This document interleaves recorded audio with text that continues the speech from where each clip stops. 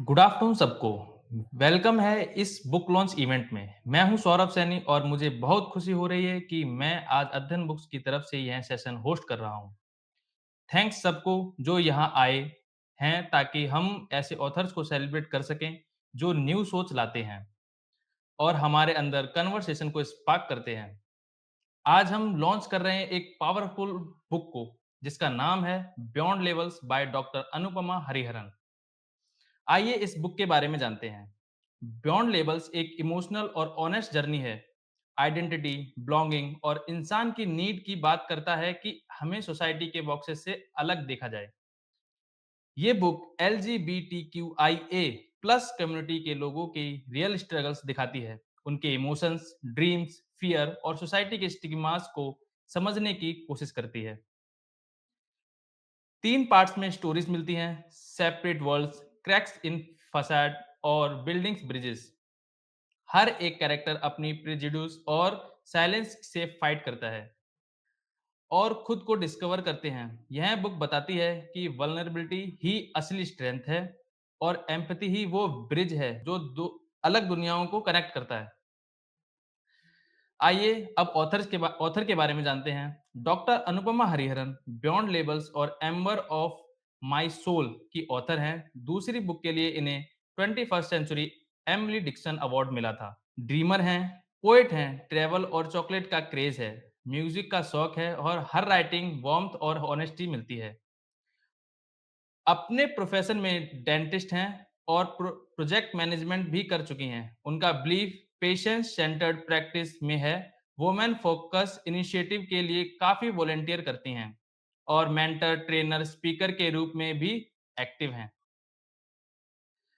उनके लिए राइटिंग एक दरवाजा है। वो इमोशन और फीलिंग्स लिखती हैं जो शायद हम सब के अंदर। उनका एक मैसेज है कि हर इंसान की डिग्निटी, इक्वलिटी और सच में अपने आप को एक्सप्रेस करने का मौका मिलना चाहिए।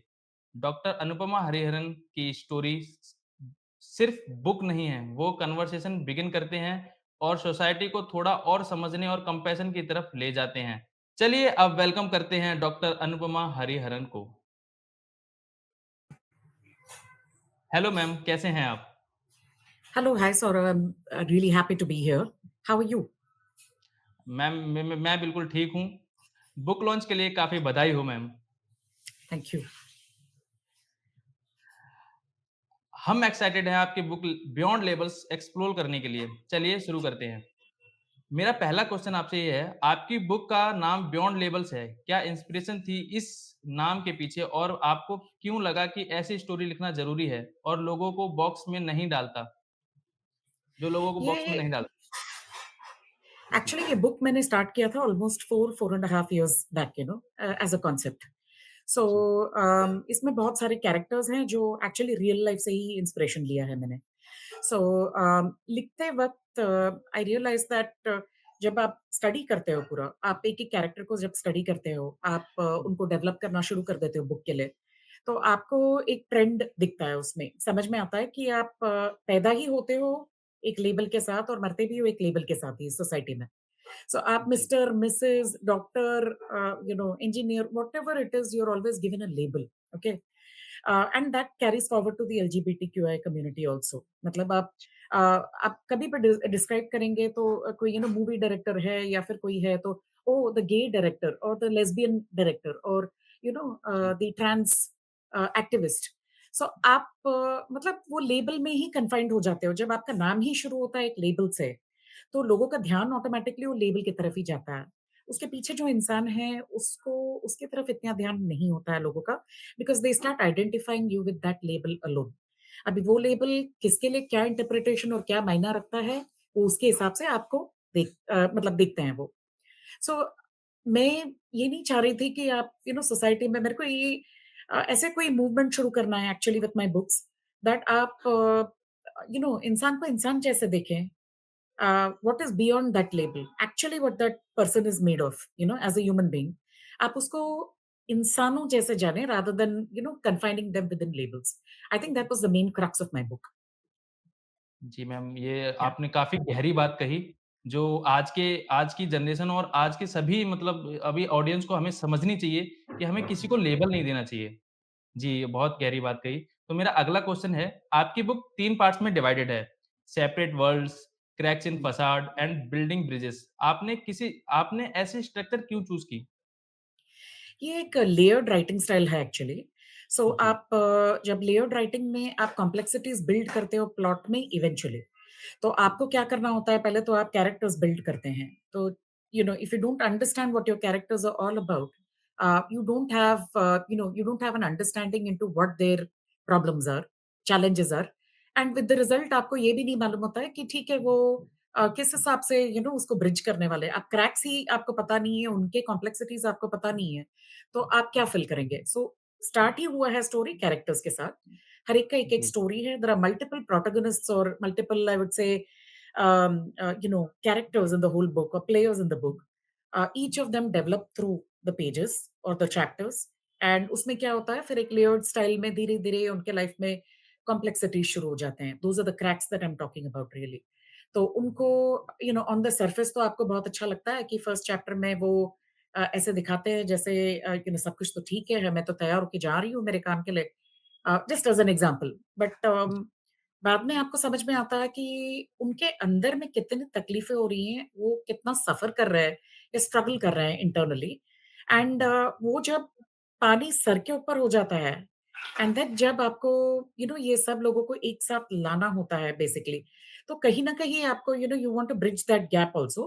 कहीं न कहीं प्रॉब्लम है तो उसका रेज़ोल्यूशन भी होना चाहिए।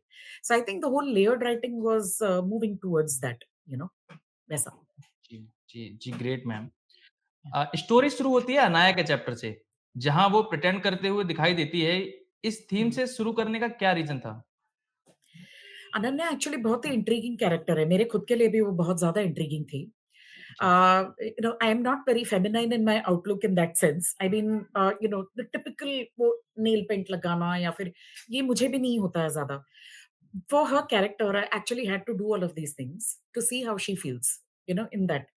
तो ये जब जब कैरेक्टर लिखते वक़्त जब वो she is pretending to be something that she is not, you know उसको पता है कहीं न कहीं तो वो खुद से भी झूठ बोल रही है ये चीज़। जी, ओके, सोसाइटी के ऊपर एक इंप्रेशन जमाने के लिए आप कुछ तो कर रहे हो, बट उसमें प्रॉब्लम ये होता है कि वो आपको ही खाया जाता है अंदर ही अंदर। सो ये जब केयरफुली बिल्ट इमेज है अनन्या का which is very intriguing in itself and काफी डिटेल में उसको डिस्क्राइब ही इसलिए किया है, so it has that kind of visual impact on the audience that Ananya's character is actually not just fictitious. It could be any woman's story who's actually a part of LGBTQI. She's pretending to be something she is, she is not rather, and ऐसे 2 between 2 characters वो फँस जाती है। सो उसमें जो उसका struggle है, वो पहले चैप्टर से ही उसका स्ट्रगल दिखाई देना शुरू हो जाता है। I think that was the whole thing to build a very powerful theme and Ananya happens to be a very strong start actually to the entire book. जी। काफ़ी काफ़ी मुश्किल रहता होगा, मुझे लगता है कि काफ़ी मुश्किल रहता होगा कि मतलब अपने आप से ही झूठ बोलना कि मैं ये नहीं हूँ, मैं कुछ और हूँ, ऐसा? बहुत, बहुत ज़्यादा बहुत। ही, बहुत ज़्यादा। तो मैं मेरा अगला क्वेश्चन है, रितिका और नेहा का रिलेशनशिप ऐसी लव स्टोरी है जिसे ओपनली एक्सप्रेस नहीं किया जा सकता। ऐसे हिडन इमोशंस लिखना कितना टफ होता होगा? सो देयर इज़ ये जो है आपके जो इमोशंस है बहुत सारे, there is what what does that person feel. आप बहुत ज़्यादा फ़ील भी करते हैं आपके लवर के लिए एंड देन उसमें जी, ये होता है कि आप एक्सप्रेस भी नहीं कर पाते हो ओपनली। तो वो जो स्ट्रगल है between wanting to express yourself openly and having to remain hidden, uh, उसमें ही जो जब that what do you call it, वो जो केमिस्ट्री जो बिल्ड होता है उसमें, I think that is very difficult to write about because आपको वो काफ़ी सारा वो कैरेक्टर्स पे स्टेप करके आपको इमेजिन करना होता है वो सब चीज़ें, जी, you know and then you have to actually talk with characters like that to find out, काफ़ी उसमें रिसर्च करना होता है, व्हाट डू दे फील और ये फीलिंग्स बाहर लाना फिर देन मुश्किल है। It was very difficult to write these characters also, but I think the idea was not, the first book basically, इसमें जो कैरेक्टर्स हैं इनका पोर्ट्रेयल ही सटल है बिकॉज़ ये खुद भी अब रियलाइज़ नहीं कर रहा है। ये खुद भी काफ़ी स्ट्रगल कर रहे हैं। They are struggling within a dichotomy, do I want to reveal everything about myself और डोंट आई? सो ये डायकोटोमी के बीच में वो एक्चुअली स्ट्रगल कर रहे हैं। तो इसको आपका पोर्ट्रेयल बहुत सेंसिटिव और इसमें सटली होगा। So that sort of thing, so that's why I think between Ritika's character and between her what do you call it, her lover, there's always ji, going to be that chemistry and friction. They're not going to agree on certain points. They're going to agree on certain things. So that's a beautiful chemistry between them. So that is what I wanted to portray. And आप सही बोल रहे हैं, it wasn't easy. जी। ये सच में easy नहीं रहा होगा। नहीं, मेरा नहीं। अगला क्वेश्चन है कि सैम का chapter campus contradiction, family expectation और अपनी आइडेंटिटी के बीच टेंशन को दिखाता है। हुँ। आपको क्या लगता है कि आजकल के यंग लोगों के लिए यह कितना रेलेवेंट है? ये काफ़ी रेलेवेंट है बिकॉज़ आप काफ़ी you see even in college campuses, abhi I have spoken with a couple of people in circles. So I coach candidates, who are part of LGBTQI. And उनसे बात करते वक़्त आपको रियलाइज़ होता है दैट कई बार उनकी आवाज़ ही नहीं निकलती है। You have to ask them to be really bold. They find it very difficult to tell their own colleagues कि I'm part of LGBTQI. जैसे ही बोलते हैं, people come with their own preconceived notions and perceptions. So with the result, you are looked at in a certain way. आपको peer pressure काफ़ी face करना होता है। peer pressure ही नहीं मतलब there are other people in the society who come from a very conservative background sometimes. I don't blame anybody but उसमें क्या होता है, आपका existence hell हो जाता है। बिकॉज़ आप उनको रिवील भी नहीं कर सकते हैं एंड आपको ऐसे सोसाइटी में एग्ज़िस्ट करना है जो आपके लिए एक्सपेक्टेशंस भी ऐसे डाल के रखते हैं जो स्ट्रेट लोगों के ऊपर हो, you know? So that division between straight and LGBTQI and all of these things shouldn't have existed at all. People should have existed exactly the way they are, their authentic selves. So Sam का character ये है कि she struggles between being known as a mask lesbian. Okay? Ji, 1 second, 1 second, sorry. She struggles really to be known as a mask lesbian and a trans character. So she's not trans really, but आप label देना शुरू कर देते हो, is she trans or is she not? You know, जी, वैसा. So people, you will see people, passing comments on her and things like that. और उसको काफ़ी discomfort होता है, irritation होता है कि ये मुझे ऐसे identify नहीं करना है. Can you not identify me as Sam? So उसका struggle वहीं से ही शुरू होता है. And why it is so relevant is because I think the Gen Z, your Gen Alpha and Beta and all are a lot bolder than what your, Gen X or millennials are. Now, millennials भी काफ़ी bold है actually. They're quite sorted in that sense. But Gen Z, she's part of the whole Gen Z setup. And मुझे ये था कि Sam का character वो जेन ज़ी भी रिप्रेजेंट करना बहुत ज़रूरी था. Because that is one of the characters that evolves over time. जी। वैसे ये रियल लाइफ़ में तो और भी ज़्यादा मुश्किल होता होगा। काफ़ी ज़्यादा ही मतलब ये सोचना भी बहुत. तो ये तो कई बहुत ज़्यादा काफ़ी बोल्ड कैरेक्टर है, लेकिन कई कैरेक्टर्स इतने बोल्ड नहीं होते हैं. नहीं होते। जी, जी, जी, या जी। नहीं होता है. मेरा अगला क्वेश्चन है, नित्या अपनी रियल आइडेंटिटी काफ़ी बाद में डिस्कवर करती है। इस जर्नी से हुँ. क्या सीख मिलता है कि हम अपनी लाइफ़ में कभी भी खुद को नई तरफ से देख सकते हैं? हम खुद को नई तरफ से देखने पे मजबूर हो जाते हैं एक टाइम पे क्योंकि हमने कभी एक्नॉलेज ही नहीं किया कि हम वो चीज़ हैं जो हम हमेशा से खुद को बोलते आ रहे हैं कि हम नहीं हैं. So she knew that she was a bisexual, okay, ji, basically, Nitya. And वो खुद को ये चीज़ बोल नहीं पा रही थी because of societal pressure. So the time she existed was probably Gen Z, probably a little earlier than ji, that. And उसमें क्या होता है, there was a certain perception that was carried at that point of time. So वो अपनी sexuality को इतने openly शायद express नहीं कर पाई हो वो टाइम पे, okay? And ये सब complications उसको तब आते हैं when she starts experiencing certain things in certain colleagues of hers. Jab when she has those, conversations with certain colleagues, when she's actually sitting and sipping tea with Radha, that is the time she realizes that the nature of her feelings. So ये character काफ़ी it is a very beautiful character actually I feel because आप almost 44 decades of your life you struggled through a certain part of your life. तो आप सिर्फ आधा part आपका जान चुके हो। आप आपका दूसरा पार्ट आप एक्सप्लोर ही नहीं कर पा रहे हो because you are confined within the society. So in that sense Nitya and Radha का स्टोरी वहीं से ही वो इवॉल्व होता है। And it's a very delicate balance that they have to strike between family expectations and the way the society perceives them as to what image they portray as educators in society today. So I think that was a very difficult balance also to strike in the book, but that came through जब वो struggle करते हैं और बाद में story में वो निकल जाता है फिर ऐसे. जी। Great ma'am. मैम अगला क्वेश्चन मेरा है, प्रिया की स्टोरी कॉर्पोरेट स्पेसेस में सबटल डिस्क्रिमिनेशन दिखाती है। यह छोटी स्ट्रगल्स दिखाना आपके लिए क्यों इम्पोर्टेंट था? It is very important because there are sensitivities involved in the whole thing. For example, आप ट्रांस पर्सन हो और आपके लिए अप्रोप्रिएट टॉयलेट नहीं हो कोई इसमें, जी, it is very difficult because आप where do you fit in? Do women accept you to go into the women's bathroom, or would you like to continue using the men's bathroom? You should have that ji, ji, luxury of going into either of the bathrooms. Or there should be a separate space created for you so that you don't feel awkward. So ये सब simple चीजें हैं, एकदम basic चीजें हैं जो society में which Priya finds it difficult to do.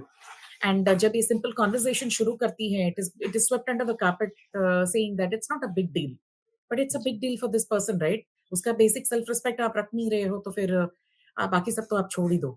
आप I can give you a simple example. ना if I want to purchase jeans, कई बार जी, मुझे जेंट सेक्शन में अच्छा जीन्स मिल जाता है, ओके? वहाँ चेंजिंग रूम में मुझे यूज़ नहीं करने देते हैं, although I am purchasing a gents jeans. They don't जी। Allow me to change over there. They say नहीं, आपको लेडीज सेक्शन में ही जाना चाहिए। ये क्या डिफरेंशिएशन आप कर ही क्यों रहे हो? मतलब हुँ, खरीद तो हुँ। मैं रही हूँ जेंट सेक्शन से ना, सो टेक्निकली जी, स्पीकिंग मुझे आपको वहीं चेंज करने देना चाहिए, बिल्कुल। राइट? ओके, जी, conversely if a man, for example, is a trans person, wants to change in a woman's changing room, gown पहनने जा रहा है वो, okay, wants to go for a party, wants to wear a gown because he's a cross dresser, he should not have to do that in a men's changing room. He should be allowed to do that in a woman's changing room because he feels like a woman from inside. So this is not about, it's not as easy. हम society में क्या करते हैं? We just bucket the whole thing into man, woman, male, female, actually. So आप जी, क्या कर रहे हो? आप actually बोल रहे हो कि every human being is a sum total of their anatomy, sum total of their organs. जी, हम वैसे नहीं है, we have a soul, we have feelings, जी, we have to rise beyond all these definitions now, and we have to move beyond that to define what it means to be feminine and masculine as opposed to being a male or a female. जी I ma'am, think that is जी। where the whole concept alludes to. जी, मैं जानना चाहूँगा, allies जैसे Maya, Aarti and Mrs Nayyar strong supporting roles play करते हैं। वेरिफाइड्स और इक्वालिटी में ऐसे अनएक्सपेक्टेड एलाइज़ कितने क्रूशियल होते हैं? बहुत ही क्रूशियल होते हैं। See, you always have to have a support system, be a very social. Human beings are very social by nature, right? हमारा स्ट्रक्चर ही ऐसा सोशल सर्कल्स है। आप take out history right from old stories to now, we always existed in groups, and वो groups होते हैं like minded people का, हमेशा। सो जी, आप एक you will have certain preferences in your life, but you will always want somebody who will endorse your preferences also. You look for validation just like everybody else. आप खुद को शायद पहचान लो और बाकी आपको पहचाने नहीं, तो आपका कॉन्फ्लिक्ट वहीं शुरू हो जाता है, जी, so you don't create a safe space. So safe space जहां वो इंसान, लाइक फॉर एग्जांपल, अभी you have created a safe space for me to speak about all of these things today, जी, ओके? अगर ये स्पेस मुझे नहीं मिलता तो मैं शायद ये स्पेस में नहीं बात कर पाती, ये प्लेटफॉर्म पे, ये मंच पे नहीं बात कर पाती इस चीज के लिए। जी, so you are my ally basically, right? जी From ma'am, the book perspective, you're actually my ally. So जी, similarly, people in life, they need their allies to be able to, create that safe space to be able to talk everything. And allies kya hai? They give their own perspective also and flavor. They also tell people from the LGBTQIA that this is what the society thinks and this is probably what we need to address. जी, Okay, ये शायद मैं ना देख पाऊँ या फिर somebody else from the community देख ना पाए, जो एक एलाय देख पा रहा है। तो एलाय का जी, काम भी वो होता है, not just educating people around them, but also looking out for trying to understand where they are helpful in actually bridging the gap. So it is possible that ally के घर पे भी कोई हो who might be part of LGBTQ community. How do you know? So it's important जी, for them to have that education themselves and go out into society and educate others. You need a voice to be able to speak for you, जी, you know? Yeah. जी, जी ma'am. मेरा अगला question है, convergence में सब characters रेली पर मिलते हैं। ये एक मोमेंट सेंट्रल क्यों था आपके नैरेटिव के लिए? कन्वर्जेंस एक सेंट्रल पॉइंट होना बहुत ज़रूरी है, बिकॉज़ आपको एक बेसलाइन एस्टेब्लिश करना ज़रूरी है कोई भी प्लॉट में। अभी ये प्लॉट जो है this is an 8 part series actually, ये सिर्फ़ एक ही बुक नहीं है। ये कैरेक्टर्स को एक दूसरे का एग्जिस्टेंस अब ये कॉम्प्लेक्स आप स्ट्रक्चर जो क्रिएट करते हो in layered writing, you have to have people who will come together in a common platform because इनका सबका थीम ही कॉमन है। All of them are speaking against certain indiscrimination, or rather they're speaking about discrimination which has occurred either to them or their friends. So इनको साथ में आना जरूरी है because there is strength in numbers. Okay, and each of them has a part to play. तो कोई एक lawyer है, तो कोई एक student है, कोई एक एक्टिविस्ट है, या तो फिर somebody is from the IT background who can really help from social media perspective etc. So ये सब factors आना जरूरी है आपको। anyways you need a setup like that, you know, where you can start a movement. आप movement start करना है तो आपको एक सेंट्रल थीम भी होना जरूरी है, जी। where all your characters ultimately have to converge. जी, जी, जी। बिल्कुल, बिल्कुल ma'am, great ma'am. Book and होती है ऑर्डिनरी एक्स्ट्राऑर्डिनरी मोमेंट के साथ एक सिंपल डिनर दोस्त के बीच। इतनी पावरफुल पैक कहानी के एंड एक क्वाइट मोमेंट के साथ क्यों किया? It's a very hard hitting moment because that moment says that we are all beyond labels. We don't ji, care if we are part of LGBTQI allies. We don't care if we had a movement just now, whether, you know, somebody has created, safe space for me right now. हम सब मिले एक common convergence point पे, हम सब friends हैं. So all of us are going to discuss not all of these topics. हम controversial topics नहीं discuss करेंगे ये dinner पे. हम एक दूसरे के बारे में पूछेंगे as friends. So ये इतना ब्यूटीफुल एंड प्रोफाउंड मोमेंट है where all of them are from different walks of life, different professions, but only worried about each other, only caring about each other. So they're all there, very ordinary day, you know, extraordinary because the crowd is very extraordinary. They're from different backgrounds and all. Highly unlikely कि कोई आप common setting में ये सब साथ में आएंगे, okay, but इतना पावरफुल मोमेंट है कि वो सब साथ में बैठ के इतना ऑर्डिनरी, इतना सिंपल चीजें वो डिस्कस कर रहे हैं एंड एक्सपीरियंस कर रहे हैं अपने लाइफ में। आई थिंक उससे बड़ा कोई हैप्पीनेस का सोर्स नहीं हो सकता है। So I think it's a very जी। Powerful moment in itself, the ending. जी मैम, जी मैम।